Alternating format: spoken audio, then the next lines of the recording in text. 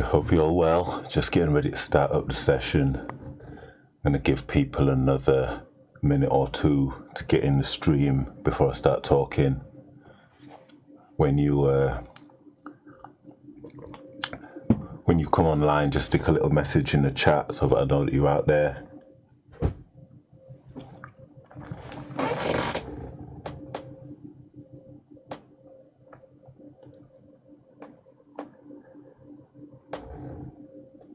Yeah, as soon as we've got a few vinyl heads in the chat, then we can start going through some of the things, and hopefully some of y'all gonna love it. What's up, Jeff? How you doing?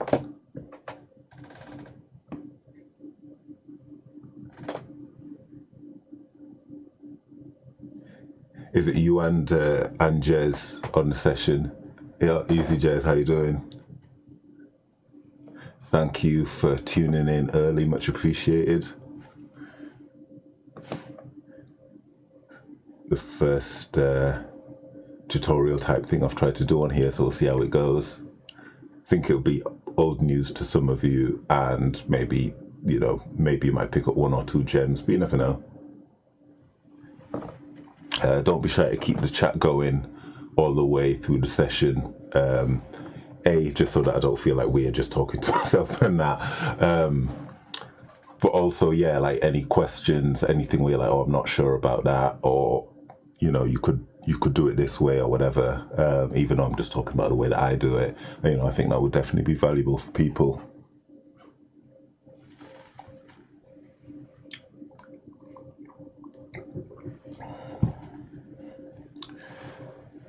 I think, Jeff, I know you just got up on Serato, so I think this will be a useful session for you.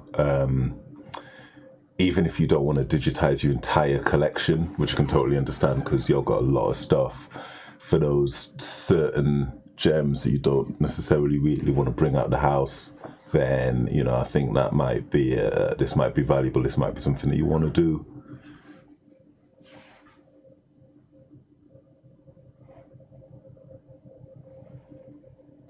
Cool, might as well get it started off for everyone that came. So, yep, so cheers for coming. So this is a session where I'm gonna, incidentally, let me apologize for the squeaky chair. I tried WD-40 on it, it don't work. Well, it works, but it don't work on that.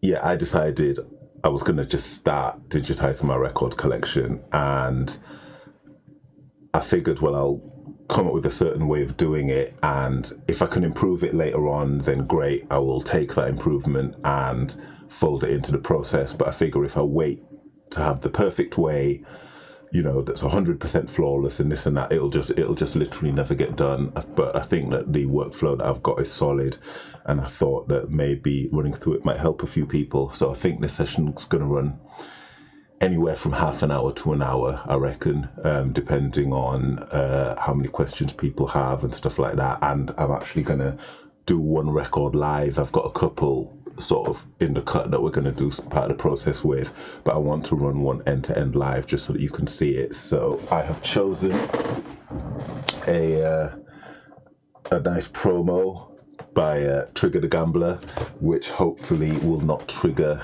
any copyright censors, and therefore end up muting the words that I'm actually putting out there. So, and I want to go through the whole collection, so I'm just pulling out things I haven't heard for a while. I think it's a really good excuse to really go through all your records and give them, a proper airing. So the first thing that I'm going to do is just create a folder where the result's going to go. I've just created a folder for my vinyl archive, so I've got a folder for sevens because most of my sevens are dancehall, and then I've got bits and pieces of other stuff. So one 7-inch folder for hip hop 12s and EPs, which is probably going to be the biggest and most important section. Hip hop albums, other 12s and EPs, random albums, and then all my my old school shelf, like the soul, the funk, the jazz, library records, things like that. So within the hip hop 12s and EPs, create a new folder. And I'm gonna, now the pattern that I name things in is kind of important, and you'll see why in a minute. So the artist is Trigger the Gambler, and it's the Make a Move promo. So what I've gone with is artist name, space, dash, space, and then the name of the release, whatever that is. It seems pedantic, but it will make sense.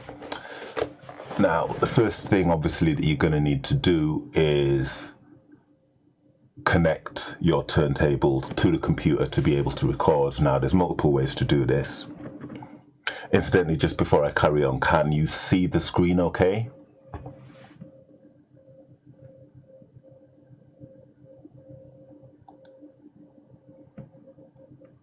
Just shout in the chat, let me know if you can see the screen that I'm sharing well enough.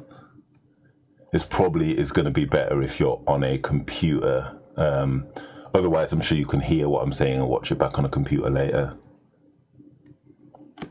Oh, nice one, El Statico. Appreciate you. Cheers, Jeff. Right, so connecting your turntable to the computer. So there's multiple ways to do this. This is something that I have pretty much permanently, but not everybody does. So if you're not a DJ, if all you have is a turntable, then you probably want what they call a phono preamp. So it's a little box you can't see on the other side, but there's a place where you plug the turntable in, connect the ground wire, and then you can either use an audio output from the back, which is a couple of phono sockets, or this one is very nice because it has a USB output. So the USB goes to the computer and it just sees it as another audio input that you can choose. So that's one option. If you are a DJ and you don't want to spend money on a separate preamp, which sounds completely wise to me, then you probably just want to connect your mixer to the computer. So I use the Rane TTM56S. Now, the way that I work most of the time is that the master output is always connected to the computer.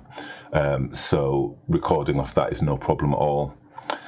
If you primarily connect your master outputs to an amplifier, then what you're probably going to want to do is use a second output of your mixer.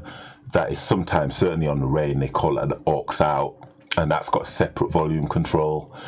Some mixers call it the booth out and things like that.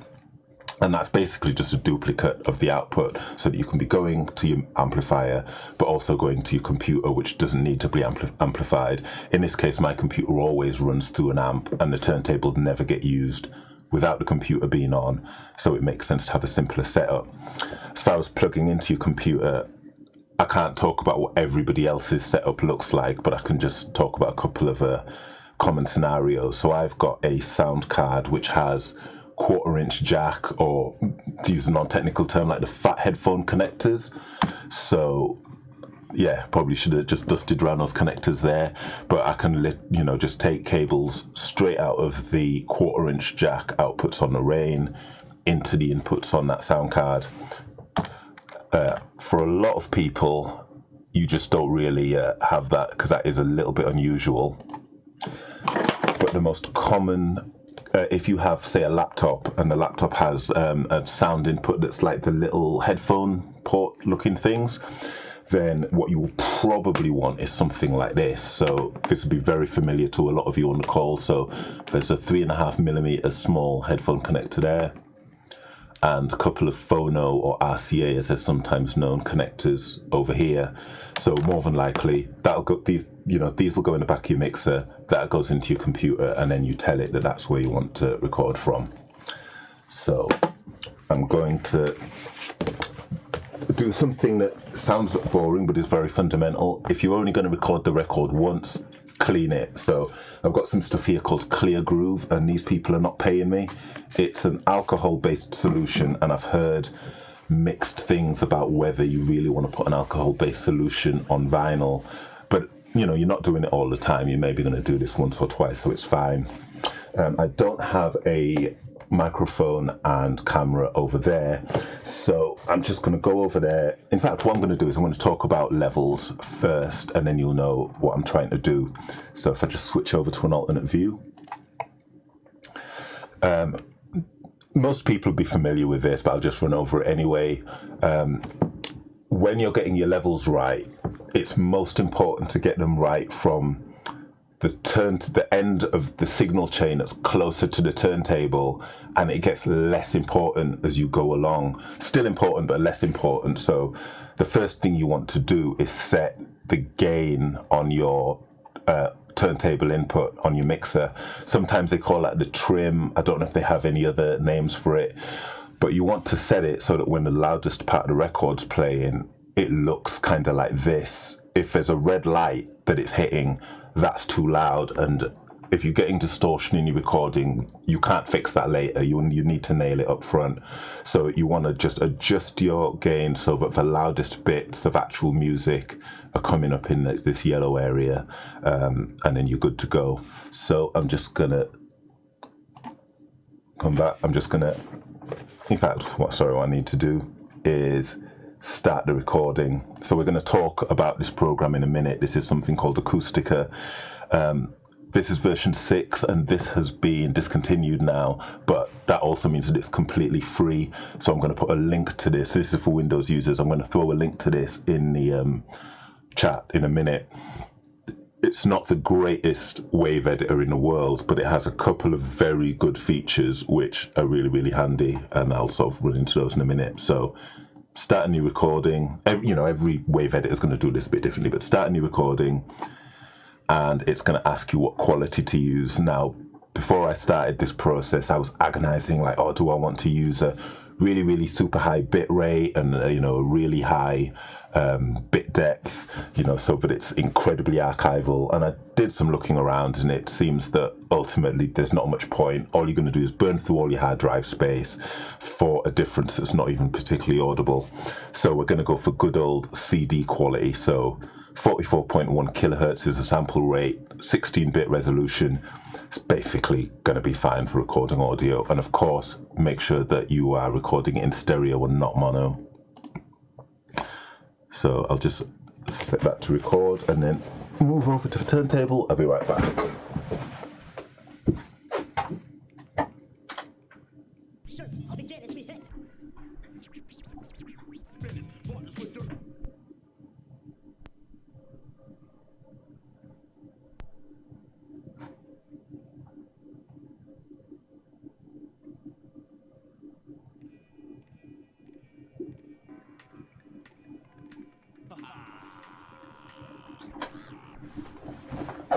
Oh, quick correction.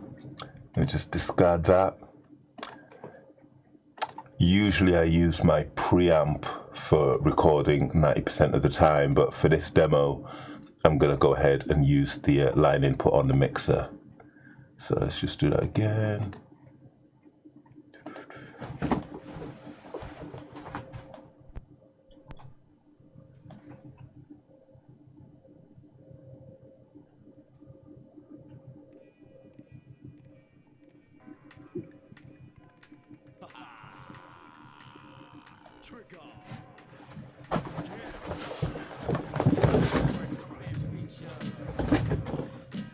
Let me just turn that down just in case it's coming off my voice a little bit too much. Is this making sense so far to everyone?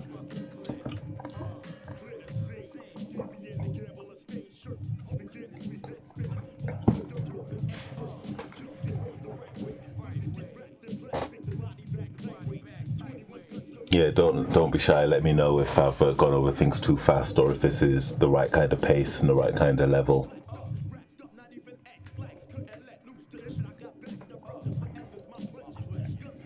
This record is Trigger the Gambler featuring DV alias Christ, and I always wondered if man actually ever did call him Christ, because it was always DV alias Christ on all them 12 inches, but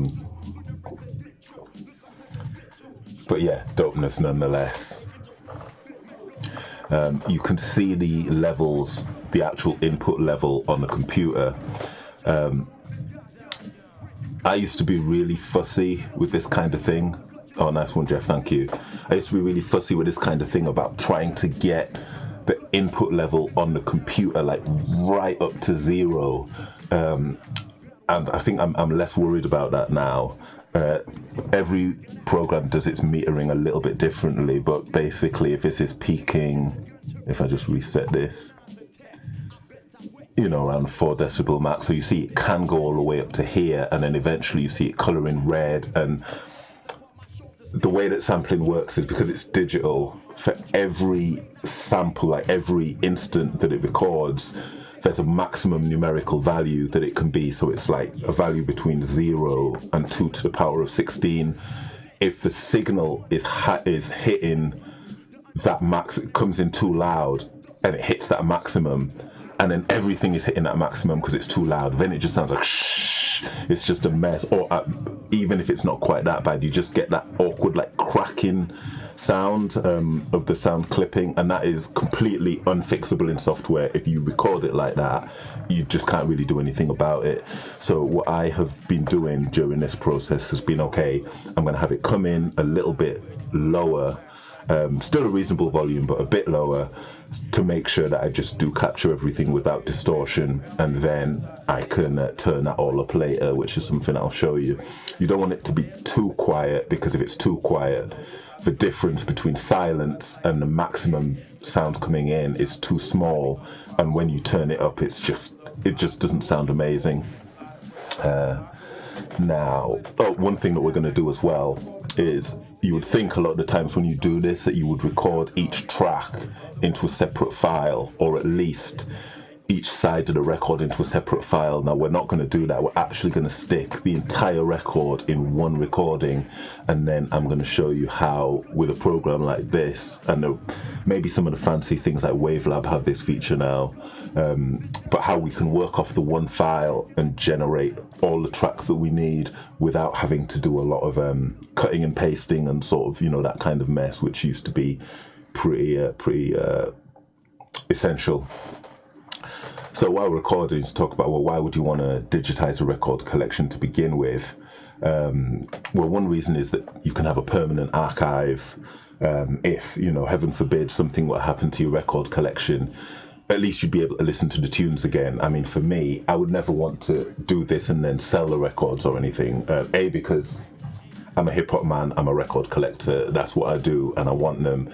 The other thing is, I mean, legally speaking, if you've got digital recordings but you ain't got the records anymore, those recordings are pirate copies, and I don't want no problems on that score. That's not what I'm about. So no, it's mainly to have a permanent record, and then for your DJing, obviously it's such a huge thing.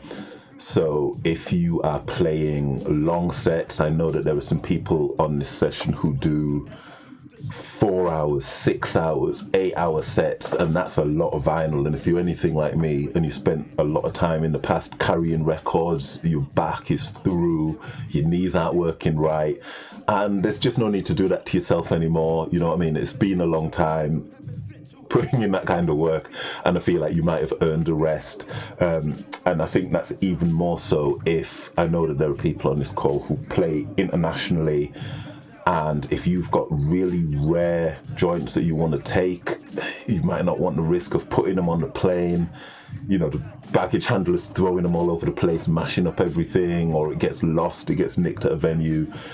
At least if you can get your songs, and you can trim it down to the subset of the collection you want, stick them on a hard drive, put it in your carry-on luggage, plug it into Serato on the other end, and you're good to go.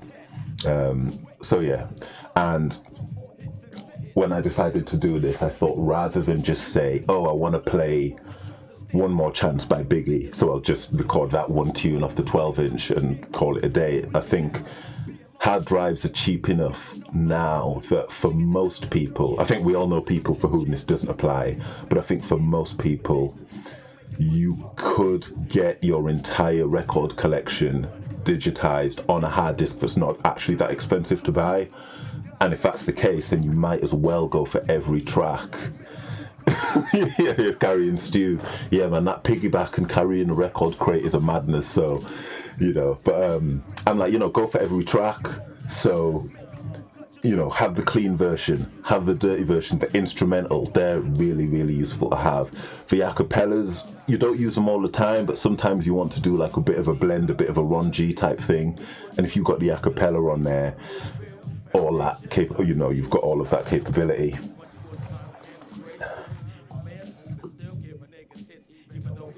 I just have to make sure I keep my Keep my fluid levels where they need to be.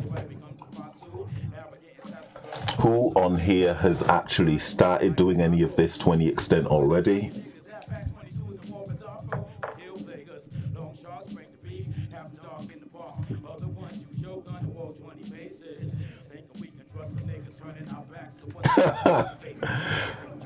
So Statico, have you done your entire collection already?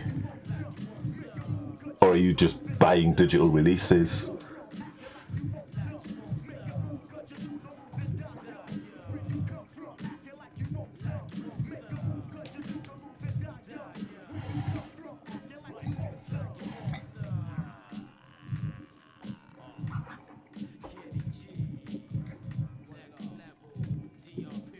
Yeah, now you know what? That is a fair point. I mean, but as you know, that is a fair point, but it knocks onto another thought. So I feel personally that if you have bought the record, that there's no problem going online and downloading them joints because you already paid for it. It's just saving you the effort of doing the digitization, you know, like you say, having the record stored at your house. But I think maybe in my experience, and I mean, most of the time I'm just on like the, you know, the Amazons and the iTunes and the Bandcamps of the world, is if there's an album, I know I can get a digital version of that easily. Like if I want to drop Wu-Tang, Enter the 36 Chambers, you know what I mean? It's up. Not only is it up there, but you can go on any download site, any purchase site, you can get them. You know, you can get your Public Enemy, you can get your Sean P, all them things are out there. But if you want the 12-inch, those things aren't really available for digital download. Excuse me a sec.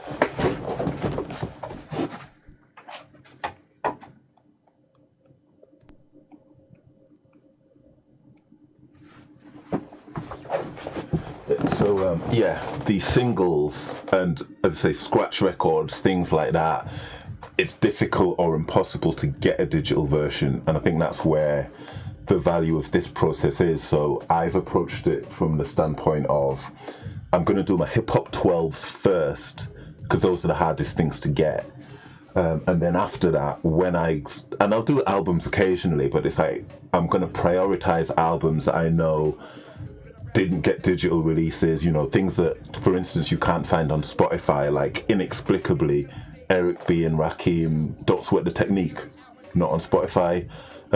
Maybe you can buy it digitally, but I haven't seen it, so I had to get that one into the computer.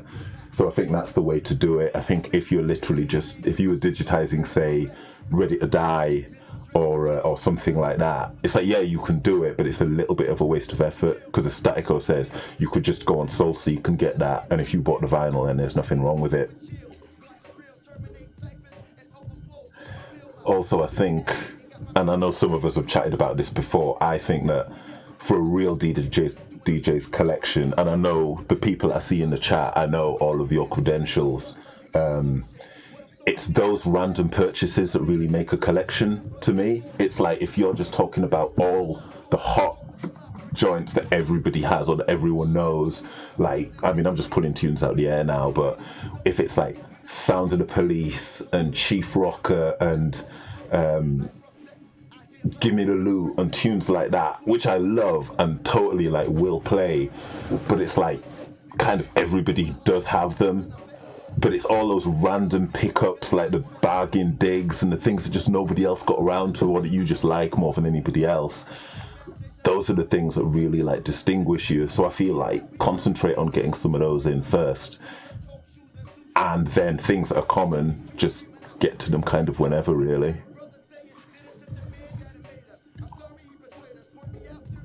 I mean, I know that there are people on here with some collections, but I don't even know the size of the collections. I think I have digitized about 200, a little over 200 hip hop 12s, and that's definitely no more than a third of my 12 inches. I don't even think it's that many. Like, that's maybe a quarter.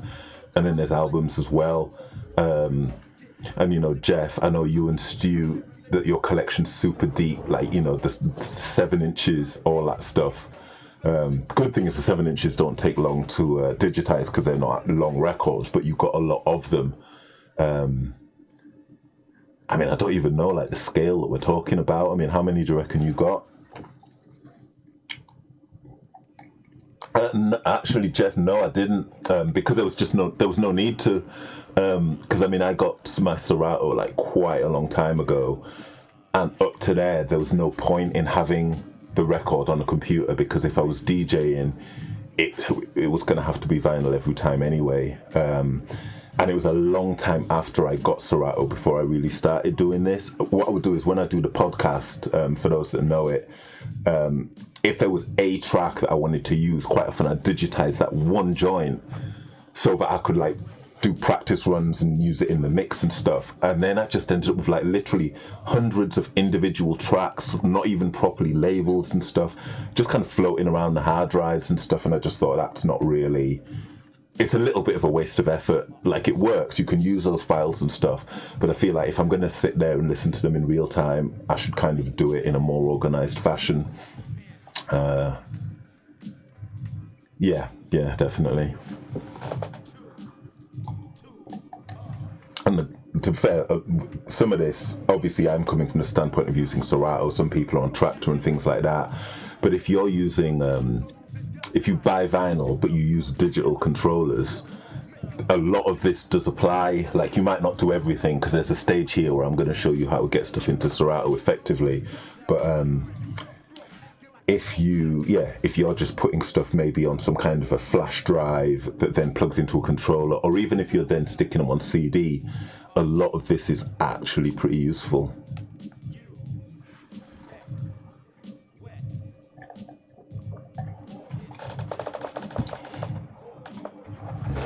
Oh yeah, when I said clean a record, do that, but also make sure that your needle doesn't have like a big tuft of like dust on the end, that's going to mess up your sound quality. Again, if you're only going to do each one once, might as well do it right.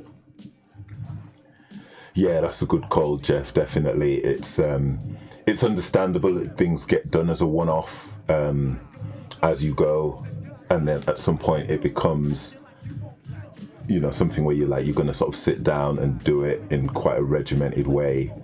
I spent ages just putting it hand rough. I'm borrowing that one, Statico, that's a good look. I spent ages just procrastinating and not doing it, because I kept thinking, I'm going to get like a proper audiophile hi-fi needle, and I'm going to get this and I'm going to get that. And at some point I was like, man, just start. Because, I mean, most of us, you spend your life listening to the records through like a Shure M447 or M44G needle or something similar to that. So you might as well just digitize it with that as well, because that's what the record sounds like to you most of the time. If we were the types to sit in an empty room with like one chair and some weird looking speakers and like cabling that cost as much as a month's rent, then maybe we would want to fart about and get like a ludicrous needle and the rest of it. But I don't think anybody on this call is that person. That rent money needs to go on rent.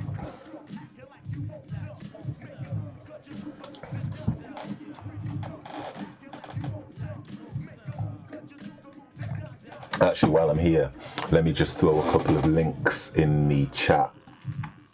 So yeah, the program that's currently recording is called Acoustica. This is version 6. So you can find it buried on that page. And the other program that we're going to use, it's another free one. It's for adding information tags to files, called MP3 tag.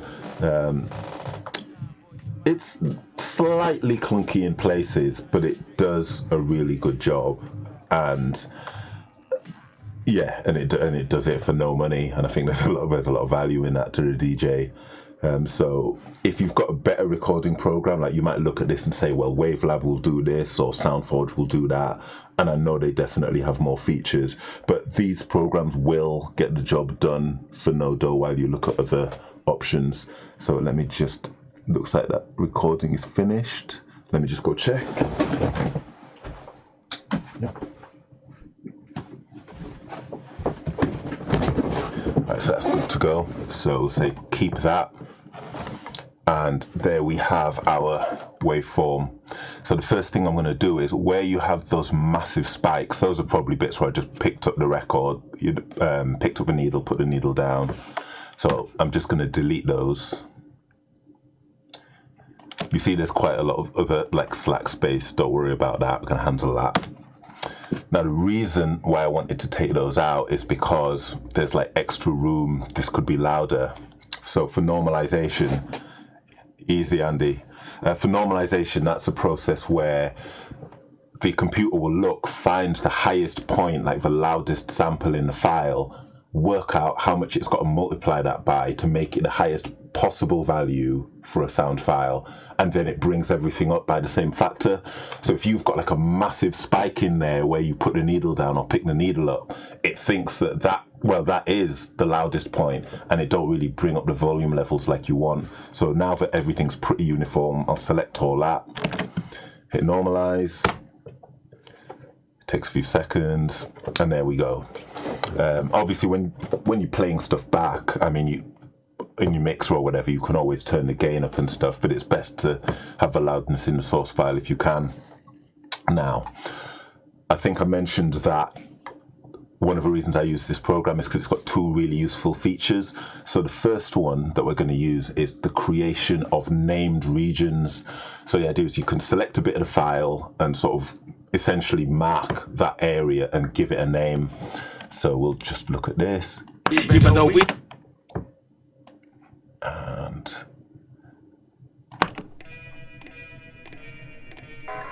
yep. Now I've actually dragged this a little bit before the start of the track. I've been doing that routinely here because if you ever want to do noise reduction later, you can get noise reduction plugins where they kind of take what's considered the background noise out of a sample. If you want to do that later, you need some background noise to work with, and if you cut if you bring things right to the very edge of the sound, you don't have a silence to train it on. So I'll just put it a little bit back there. It doesn't affect anything. It'll take a few extra K of disk space, but it ain't nothing really. So I'll create a region there, and I'll create all my regions first and then do the naming shortly. So that ends about there. What's nice is that when you drag this, when it kind of reaches the edge of another region, it like snaps into place. But you might even look at that and say, okay, let me just, not have quite so much slack space, but same principle. So region there.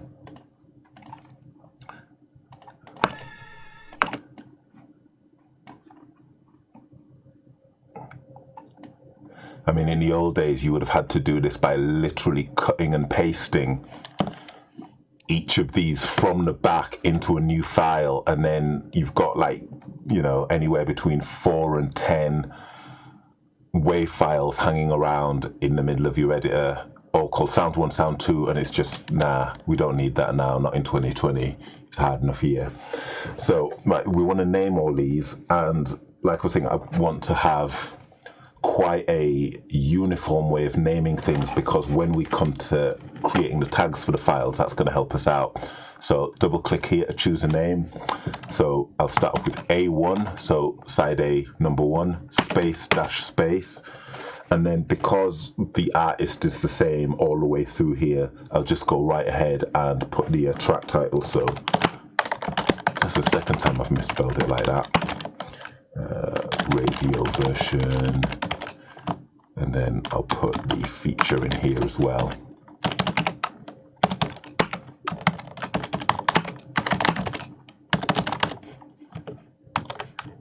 So that's there. Then the second track is the dirty version, or as it's labeled, a street version. Now, one thing that I have been doing that you might look and say, actually, that could be done better, is if they call it the street version, I'm calling it the street version or whatever, you might decide to go uniform and say, I'm going to call them clean all the time, or call them dirty all the time, or whatever, so that every time you look at a file, or rather, if you're running a search on something, you know that you can find, oh, it's the ones with clean at the end.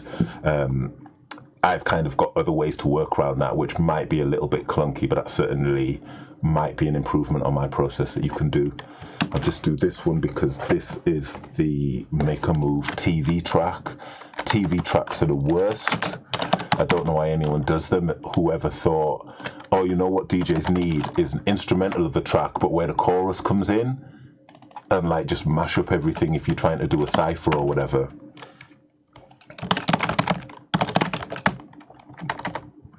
Sorry, 90s hip hop spelling, that's the, not the.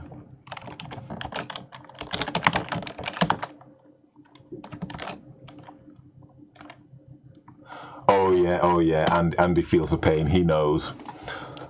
Right, so we've brought in our sound file, we've got our regions marked for where each track is. So for instance, if you'd have had to go downstairs to make a cup of tea and left a 4-minute gap in the middle of something, totally fine. It's all getting binned anyway. And the other killer feature once you have the regions is this. This is save regions to files. A lot of sound editors don't have this, but this is crucial. Yeah, Jez, yeah, they try to make the TV track the karaoke version. It's a bad look. Like, just give me a beat, you know. But yeah, I want to save regions to files. So when I do this, I don't want a file name prefix. This is just something this one offers you. It says, what's your target directory? We know we've already created one, so it's under hip hop 12s. Make a move. And just going to talk a little bit about the sound formats. We got a choice of file types here. I don't know what people know and what they don't know, so I hope I don't sort of patronize anyone or go too far over anyone's head. WAV files are basically the equivalent of like what a CD does. There's something called AIFF, which Apple tend to use, and it's basically the same thing. So it's uncompressed audio. It's the biggest version of the file, and it sounds exactly the same as it did when it got recorded.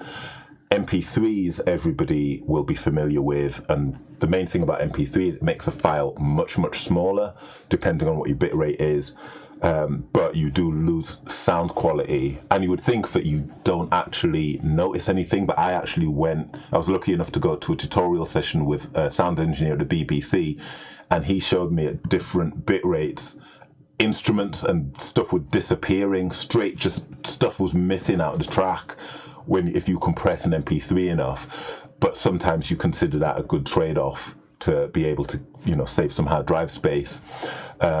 Now, there's another option called Free Lossless Audio Codec, FLAC. That is kind of a really good midway point where it's lossless. It means it sounds exactly the same as a WAV file. It's bigger than an MP3, but it's smaller than a WAV. And I've gone for this for all my archiving, because I feel like if you're going to go to the effort of doing all of this stuff, and then you save it as and then you actually save it as MP3s, you can never get that quality back. If you need to do an edit to that track, like you want to do an extra bit of censoring or you want to do noise reduction, it's like, well, you already took quality out of it, turning it into an MP3, and then you process it, save it back into an MP3, and then it's not the move. You just don't really want to do that. So as far as the size differences, I did a little test before we started, and I had a tune where if you recorded the whole tune as WAV, it was 47 meg. If you made it a 192 bit rate MP3, which is what most people listen to, that's like 6 meg. If it's a 320 kilobyte per second, a kilobit per second MP3, which is what a lot of DJs like, that's 11 meg. The FLAC is 19 meg, so really it's less than twice as large as the MP3 that you were probably going to generate anyway, but you lose absolutely no quality. You can come in and do re-edits, because essentially what the computer's going to do, yeah, nice one, Statico, yeah, because FLAC is not really talked about that much, I guess, outside of studio circles or whatever.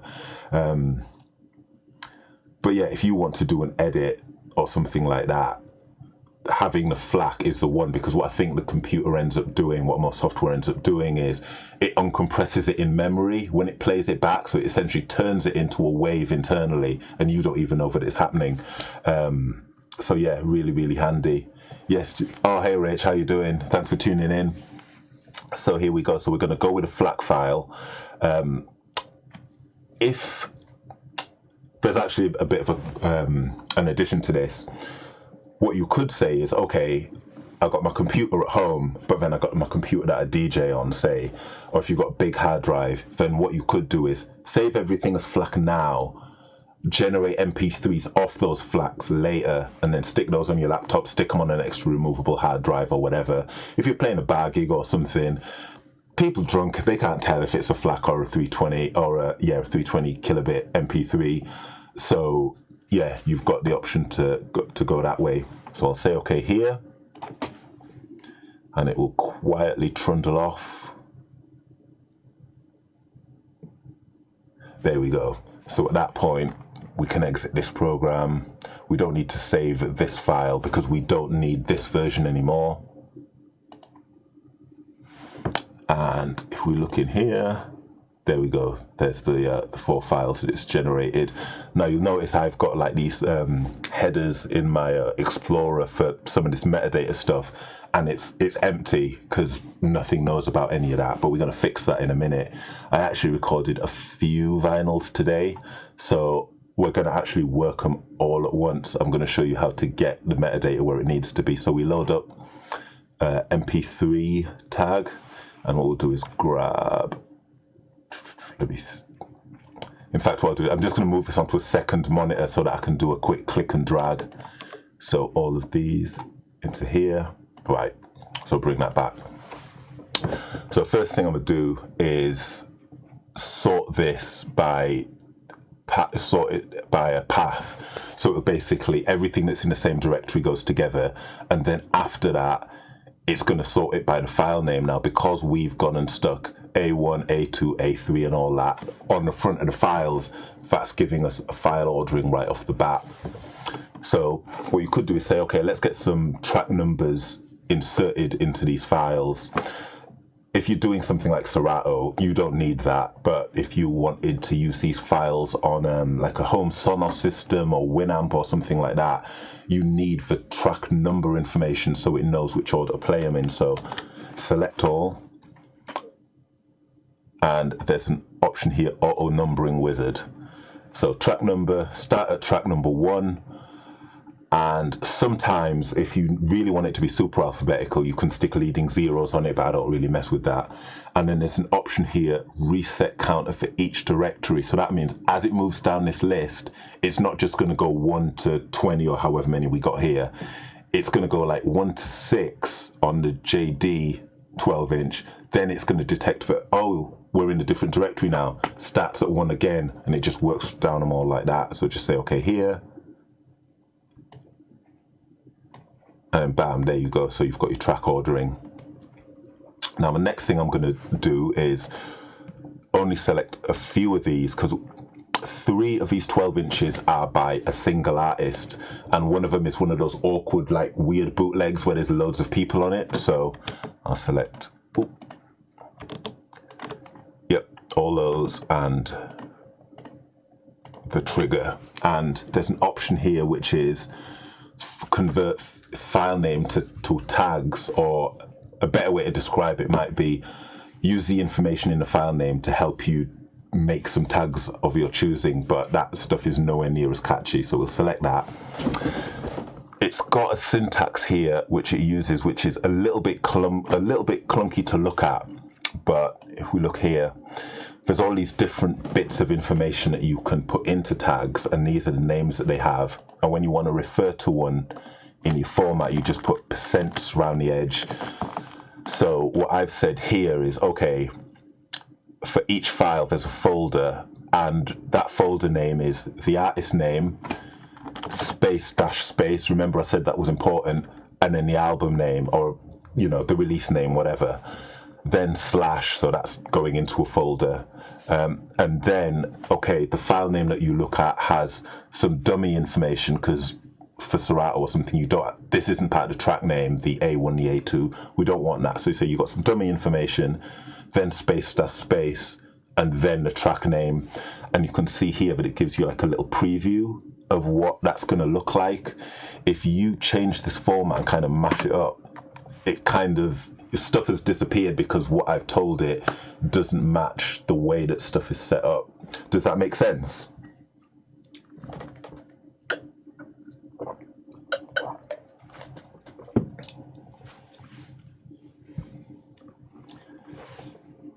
Yeah, by all means, just say so in the chat if the idea makes sense. You might not be able to see the syntax straight away.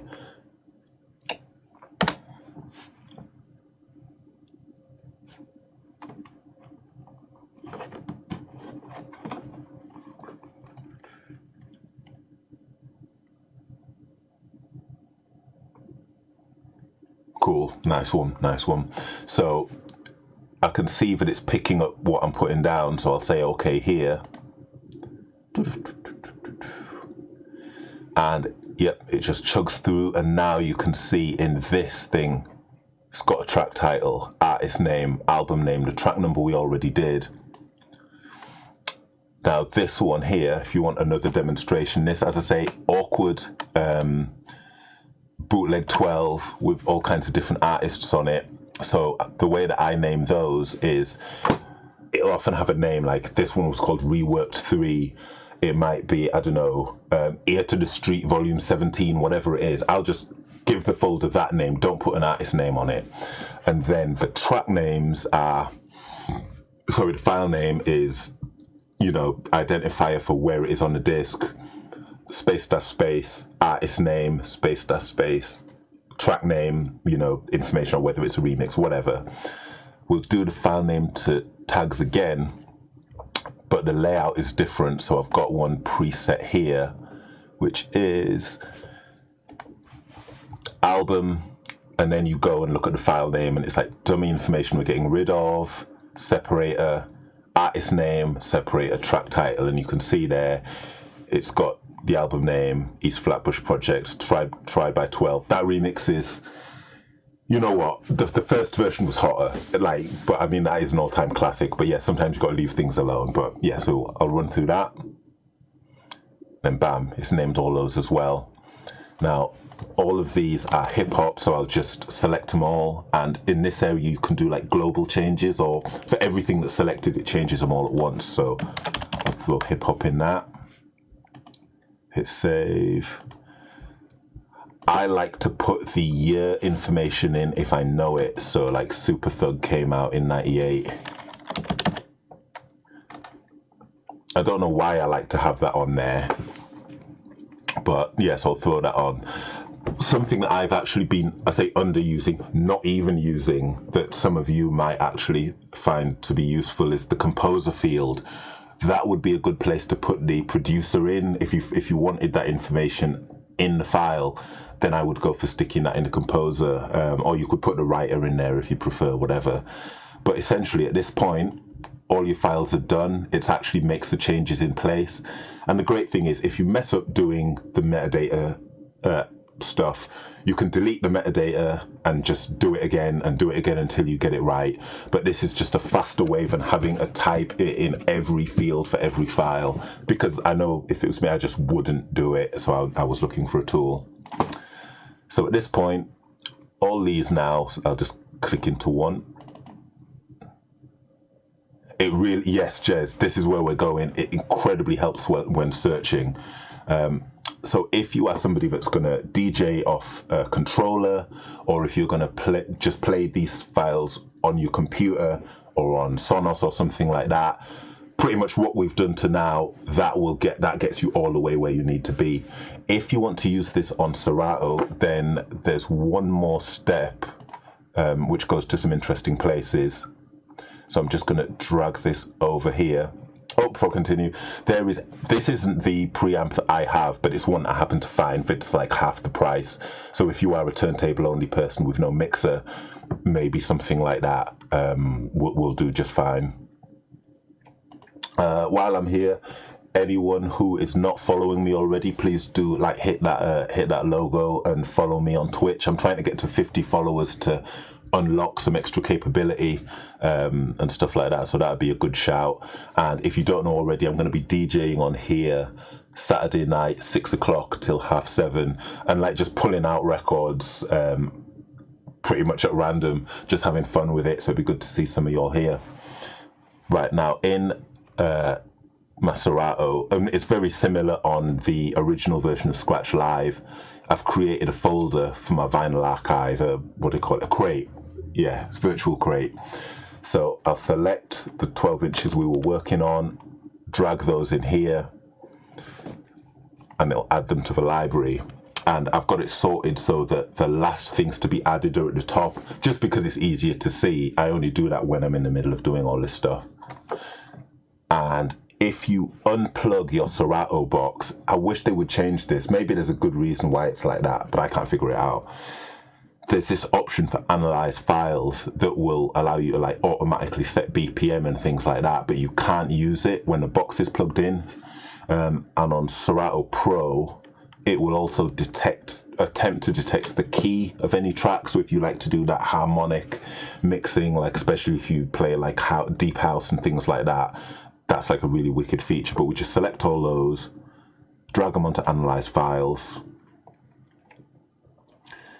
and it just goes ahead, fills in all the BPMs, which is great, really good for putting, whether it's putting mixtapes or podcasts together, or if you're doing a club set and you're like, quick, I need something around 98 BPM that was kind of going to go with this, you've got the information to start working off. There's one field here that I feel is pretty underused, and I've kind of worked it into my process, and it's this comment field.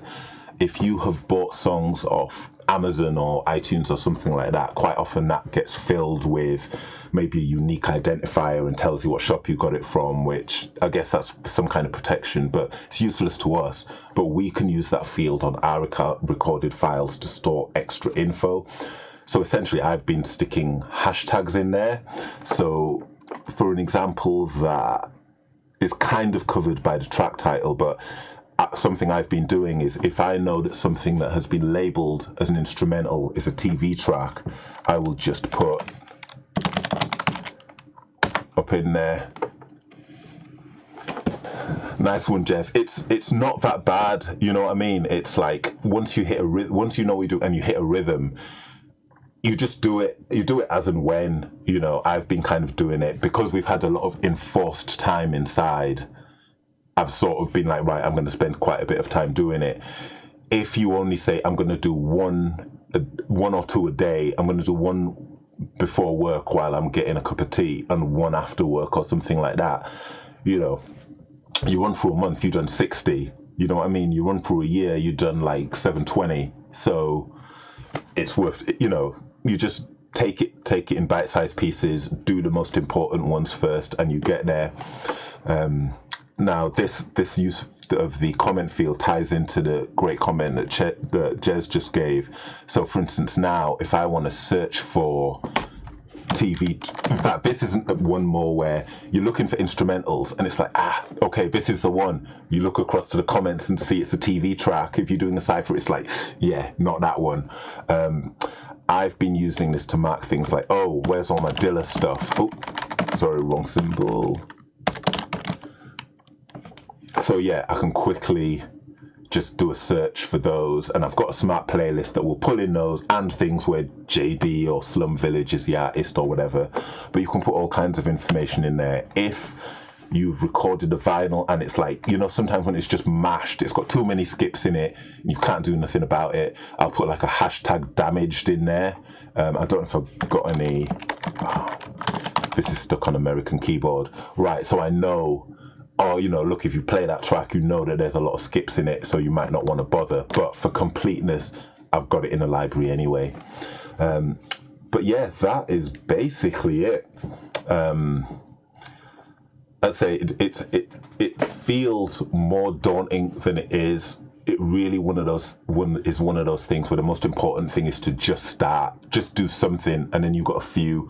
If every time, I mean, let me give a quick plug for a man like Soul Twin Jeff and Stu of the Soul Twins. They got a wicked podcast, and you know, they've got some serious vinyl. So look up the Soul Twins podcast, and I would say if every time you pull out a record to use it on a podcast, you digitize it and then use it, before you know it, you've got like a nice little library building up. And as I say, I would save them as FLAC, and then if you want to turn things into MP3s to DJ out to save space, you can do that. There are programs where you can give it a whole directory with subdirectories, and it'll kick out a load of MP3s out the back, which is wicked. So yeah, that would be an option if you wanted to go that way. But I am playing for my vinyl. I'm playing all FLAC all the time because even my old laptop and this 6-year-old desktop handle them without any problems. But yeah, that's it. Shout out El Statico. Thanks for coming through. Glad that's been helpful. Please, I mean, I don't have any particular time I got to get off, but obviously I don't want to hold the ears hostage too much. Does anyone have any questions, any comments, anything that you want me to go back over, or anything that seemed a bit questionable?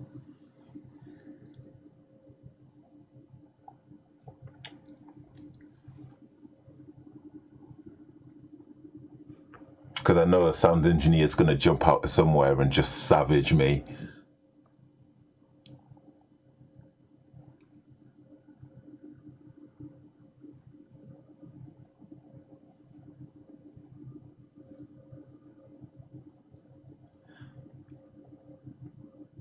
Okay, that sounds like that's probably it for this session. So I mean, yeah, thanks for coming through. I just wanted to do something a bit extra. Oh yeah, Jeff, I am attempting to use the option for it to save a recording of this session, which I've never used before. I don't do it on my DJ sets for various reasons, but I'm hoping that this will stay up so that you can refer back. But of course, you know, you can hit me with a question at any time. Jez, I have not tried to use Audacity. I tried Audacity many moons ago, just generally for recording, and I just found it really uncomfortable. I never got used to it, the way that it works, and I just preferred other programs.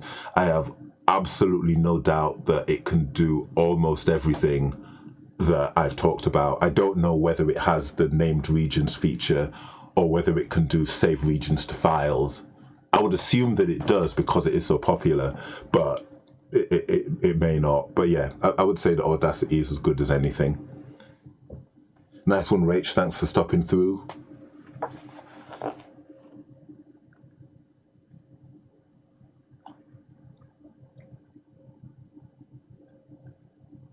Right, I'm going to let you all go and get a drink, get something to eat, enjoy the rest of the evening.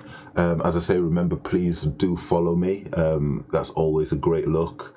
And come along to the session Saturday night, 6 o'clock till 7:30 UK time. It's the same length as an old school cassette, so you know it's very close to my heart. And yeah, just going to be like mixing up tunes. It's not no big planned set. You know, going to be shouting out people on the chat. And yeah, it's just a lot of fun, so I'm looking forward to it. All right, peace.